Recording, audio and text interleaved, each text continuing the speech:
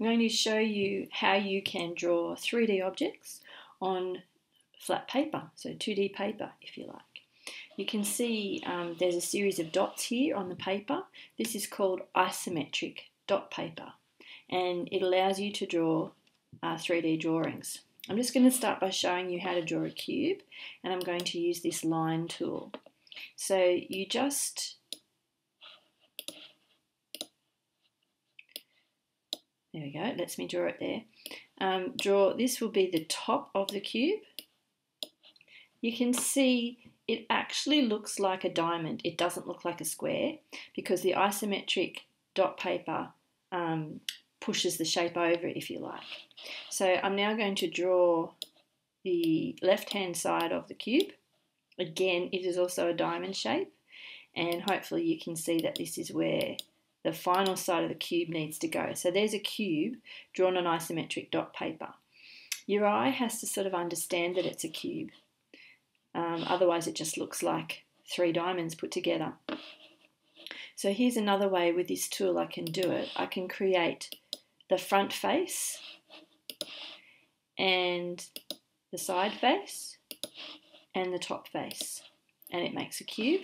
And this one will also allow me to just put a cube onto the page.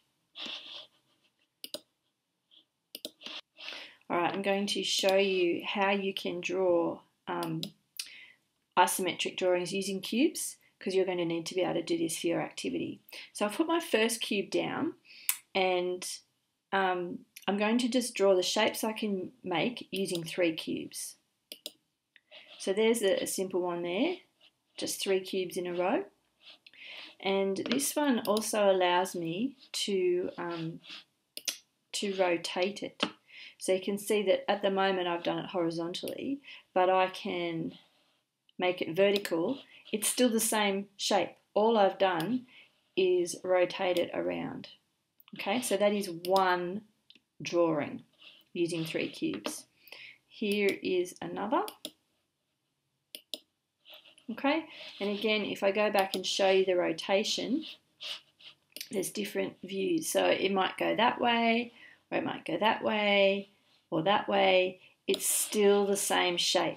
So in fact, these are the only 2 combinations I can make using 3 cubes. 3 in a row or around the corner like that. Okay, any other one is just a variation of those. It's just made by rotating it. So I hope that you can see that. And that's helpful to you.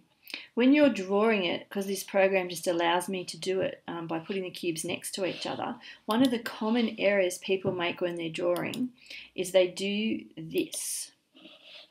So see how they've put the 2 cubes in front of each other like this, next to each other with their corners touching?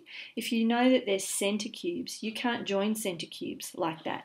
You can only join center cubes with their faces up against each other, as in these 2 shapes here.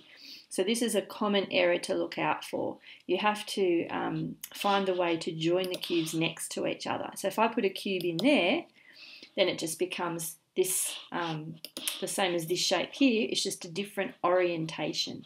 Okay, but notice that now the faces are touching here. So that shape works. If I remove that last one I put in, that shape, you can't make it in real life. It's not an actual shape. So that's something to watch out for when you're using the isometric dot paper. The other advice, if you're going to draw by hand, is I advise you to actually start with the top of the cube and then draw the sides,